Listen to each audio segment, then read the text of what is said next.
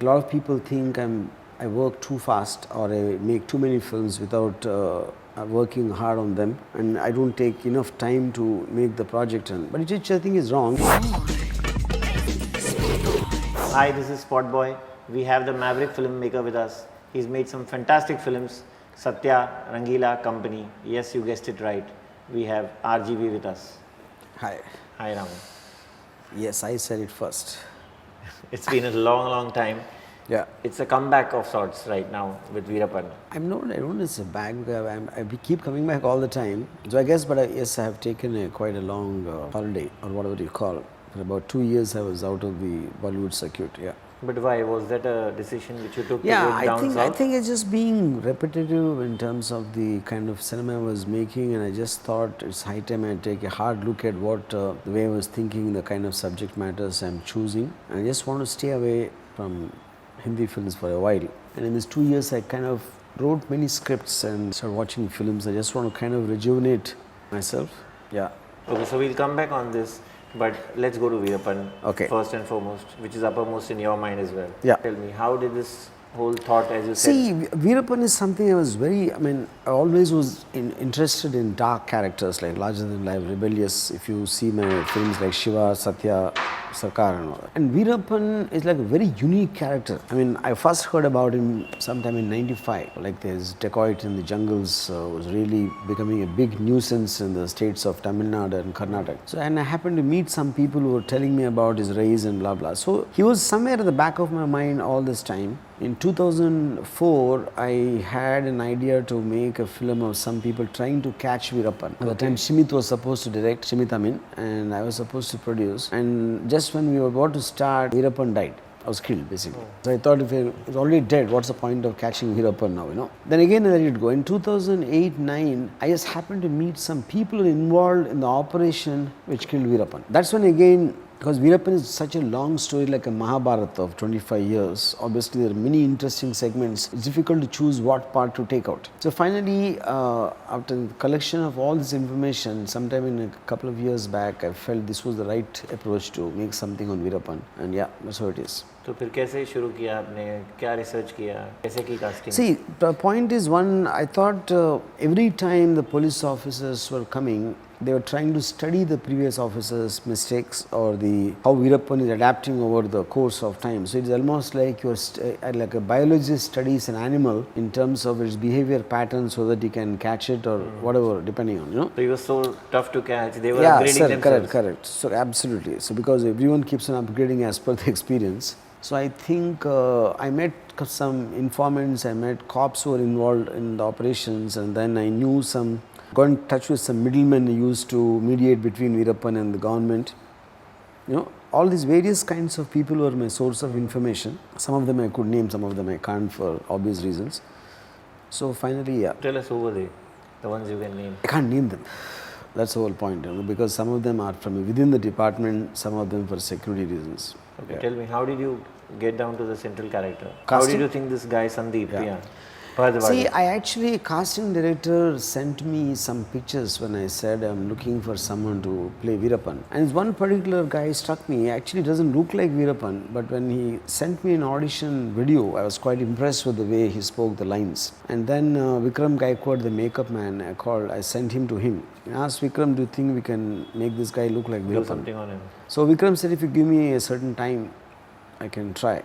So eventually when people see him today, they feel he's the exact replica of Veerapan, which is actually not the truth. The real Sandeep looks completely different, both in looks and both in his demeanor.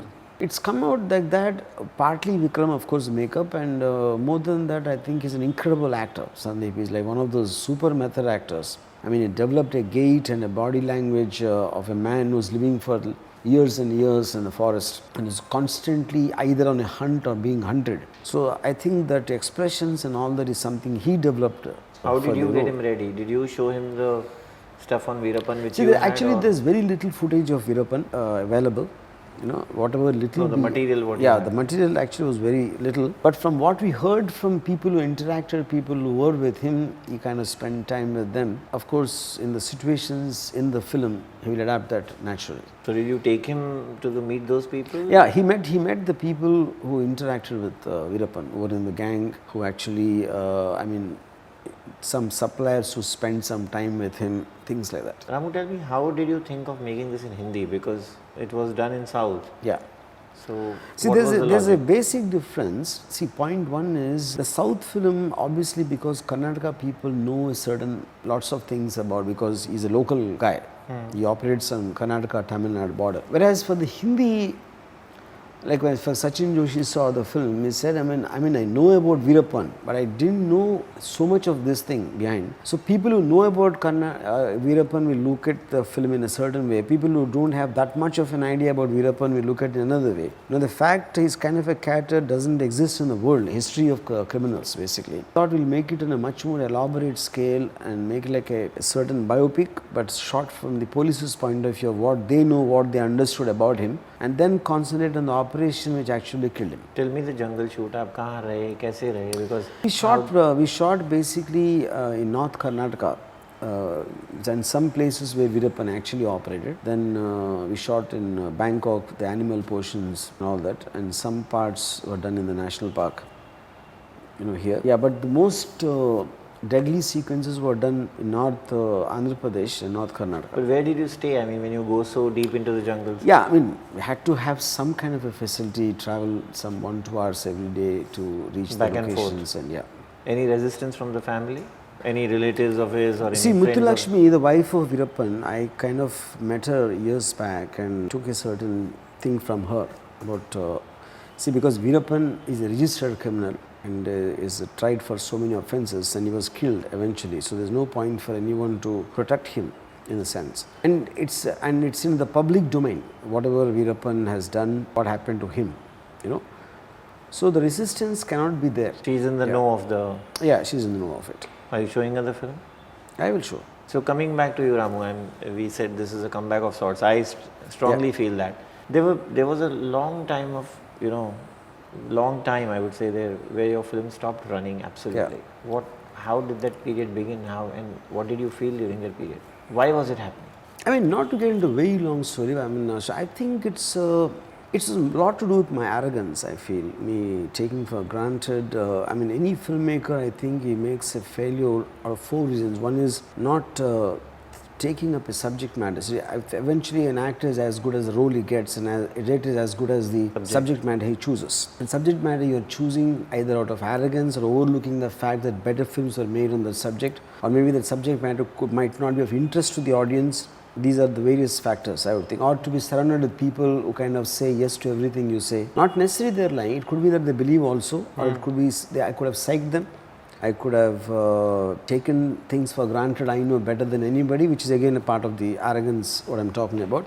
But I think on just one word, I think it was my arrogance which was the cause for the failure. How did that set in? I mean, if you look back at it. I would like to say that over a sustained period of time, if people keep on saying that you're a maverick, just like what you said, and Ramu knows what it is and this and that, and I think it's bound to set in. I'm not trying to blame others, don't take it that way. But I think from after my long thinking, that's what I thought was the most correct example. Now that doesn't mean I'm not arrogant anymore. A lot of people think I work too fast, or I make too many films without working hard on them, and I don't take enough time to make the project run. But which I think is wrong, because the longest time I've ever taken in my career to shoot, the number of days and the maximum money I spent is Department and AG, and both of them are super flops, probably the biggest flops of my career in terms of costing and time wise. And I've done Satya just like that, I've done Sarkar just like that. It is not that is a part of me, the speed, and my impulsiveness is also what gives the unique style which I make the films in. So it is the arrogance and wrong subject matter which are the culprits as far as I'm concerned. And today I don't think my madness is gone, but at least I have a conscious attempt. I'm trying to put some kind of a method into that. Today I make films faster than before, in other words, what I'm saying. What was that point when you said, listen, I must come back, I must go down? 2 years you went off. What was that point? See, I mean, never. did anybody tell you to no, do not any soul really. searching? No one told me. It was just my decision. I just overnight I took a decision and I left. Also, the point You went is, away to Hyderabad. it's not that I thought I will go for 1 year or 2. It's not a conscious thing. I just said I'll come back whenever I want to come back, and that kind of became 2 years. Whenever you're ready. Yeah, whenever I felt like coming back again. Tell me, has cinema changed over what you were, trying to make in between, which did not click?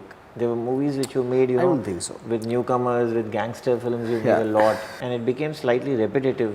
That's exactly what I said in the beginning of the interview. Yes. I thought I was becoming repetitive and I was not taking subject matters after really looking hard at it. What is new and what is more, whether I'm trying to up the thing of what I've done before my so-called good films without thinking that's exactly what I meant. Any films you feel in hindsight you shouldn't have made? Many of them actually. There could be even films which have worked, which I don't think much. There are some films which, for example, Nishabd hasn't worked, but I really believe it's a good film of mine. I mean, good is again subject to in whose view. If they didn't work at the box office, to say whether it's good or bad is pointless, So there is something I have in mind why I want to make the film. Did it reach the conclusion is how I would look at it. An audience will look at it whether they liked it or not. And the box office will look at it, of course, on the monetary numbers. So there are certain films I thought I could have done it far better. There's certain film I think I shouldn't have taken up the subject only. I mean, I can't just think of. Because I've done so many films, there are too many of them for me to think or not think. Also, do you think you were not taken seriously? There was a point where people stopped taking you seriously. Maybe you made some statements, maybe you made a film like the remake of Sholay which you tried. No, fairness. I can't speak for others, but I would like to say, that's a natural process for someone you don't take seriously because you have a certain expectation of a person and the person doesn't deliver what is expected. It is natural that you don't take him seriously, and I'm sure that would happen. It's a general, it's a natural thing to happen. If I have an expectation of somebody and if he doesn't deliver repeatedly, I would definitely not take him seriously after some time. Did your war on social media with Karan or the love and hate relationship with Anurag, did that also affect your image? Yes, I personally don't believe that. I don't know, an average man doesn't care about what else the person does as long as he's delivering what is expected of him. Absolutely. And I am that. I react, and that's what I've always been doing, whether I was making good or bad films. That particular aspect was common, so I don't think that's an issue at all. What's the status now? Karan and you, Anurag and you? See, Karan, I think many times I mentioned I really like Karan, and whatever I said about him was a backhanded compliment. Anurag is very clear, I love him and he hates me. You sure? Even that is, I'm very sure about that. See, he keeps making negative comments about me, but I never do that, so that itself proves the point. Yeah. Anurag? I'm talking about Anurag. Coming to Karan? See, Karan, I always said, in fact, there are a couple of times when he misunderstood, I actually clarified to Karan. I actually meant as a compliment where he again acknowledged that he didn't see it properly, things like that. Yeah. See, when I said Karan Johar films like horror films, because I'm very scared of their success, which is obvious, it's a compliment. But if you take that second line out, I'm scared of their success, only highlight Karan Johar films or horror films, it looks like a derogatory comment, which it was not. You're now coming up with a web series also. Yeah. What drew you to the digital media? See, for me, the web series idea is because there's some stories which you can tell in a shorter duration, some things which the Indian censors won't allow, and there will be something where you have just one person captured. It's not like eating popcorn and sitting. So I think mindset of a viewer watching a web thing will be very different. So I think a series of these factors influence me, and eventually I'm a storyteller and I want to tell a story in any platform which is available to me. But is it your answer to the strict censorship which is happening today? Definitely, that is one part. You want to get into that and say, okay, that is one part, This is one. I wouldn't like to see if I want to express something to the person who wants to listen. I don't want someone to be sitting in between to moderate it. Yes, they might be wanting to protect some audience who are not aware of, but a web thing is where you're coming by your own choice, knowing. If I'm calling it something called single X, you already know it is an erotic content and that's a conscious decision you're making. And in today's time, everything is accessible to everybody in the whole world. So someone to kind of try to stop and moderate or censor it. By very definition is very outdated. But do you think erotic content is still working? Because Yeah. we see a lot of sex films bombing. See, I think, the point, first Whether of it all, I was don't love think there's game. such thing as erotic or violence or power or drama. Eventually, whatever will work if it holds your attention. It won't work like just because one action film might work, another might fail. One love story might work, another love story might fail. That depends upon the individual unit, whatever it is. Because eroticism, violence, fear, romance, comedy, all of them are an inherent part of human nature. So you can't generalize them that they'll work or they won't work. That depends upon the individual unit. How did you get this girl who's just 2021 working for such a bold film called Single X? I think there are many girls out there who will want to explore. It's just a relative thing. Like a man has power, a woman has a sexuality as a power.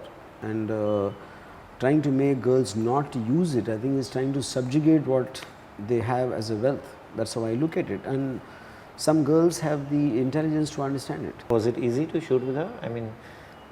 Did she have inhibitions? No, because I explained exactly what is it required and what is it that I'm trying to achieve, and she did it with complete conviction. You're coming back with Sarkar. What's the plan there? Yeah, see, the script is more or less ready, just fine-tuning it, because the fact that it's nearly 10 years, 2005, Sarkar released. So obviously I want to bring in a style and the issues which are more contemporary for today's audience, and there will be pretty many changes in the visual structuring of it. But you won't have Abhishek and Aishwarya? No, Abhishek's character died in Sarkar Raj, so obviously I can't have the repeat, and Aishwarya also goes along with it because she's never a part of that in Sarkar Raj. She came for some kind of a construction. So this is set in a different time period from so what it's Sarkar Mr. Raj Bachchan is. and? The rest of the casting is being finalized. You're also doing a film with Vivek Oberoi? Yeah, called Rai. Kya hai wo? It's based on a gangster who's from down south, who's like probably, I never heard of a story as dramatic as his in my entire life, And he's the first gangster I know who's had a happy retirement, so which I think is very unique. Yeah. Which starts first? Is it going to be Bachchan's film or is it going to be Vivek's film? See, Sarkar will take some time because it's a lot of outdoor work, and I don't want to shoot in the rains in Bombay. So I'm expecting it to go on floor sometime in end of August or something. You start with Sarkar first. We'll start with Rai now. We'll start with that. Immediately after Veerappan release. Vivek की film का casting हो गया? Yeah, not all of them. There's one thing which everybody is waiting to ask you. Yeah. You just came on Twitter and said congratulations to Urmila. Yeah. Did you not call her? Did you not personally wish her? No, I'm not in touch When with she her. got married? I'm not in touch with her. And not that anything is wrong with us or whatever. But she had some moment in her life which I thought as a person who've done so many films and association with her in the past, I just want to congratulate. How do you see the newcomers, Ramu? When you went away, ये सब नहीं थे वहाँ, वरुण, आलिया, सिद्धार्थ, और भी काफी आ गए हैं. What do you think of that? That's a course of thing. Newcomers keep coming in every industry constantly. No, but I want a senior director's opinion. How do you see the cinema has changed? But everything changes. Why only cinema? Everything changes. Right from the time you get up in the morning to the night, things are changing. And things are changing so fast now. Any remakes you plan from? इतनी सारी hit फिल्में बनाई है आप, Company, Satya, Yeah. रंगीला. कभी आपको ऐसा नहीं लगा कि मैं remake बनाऊं? No, not yet. I think I had enough of remakes after Sholay, so I'll stay away, I think, for the rest of my life. Does it still haunt you? What? It still haunts you? No, not really. I take it as I feel anything which happens already, I believe that you are born in the morning and you die in the night. Yesterday is something which happened, tomorrow you don't know. Just live today is my basic philosophy of life. So we'll end on that positive note. Yeah. Thank you for being with us, Ram. Thank you so much. Thank you.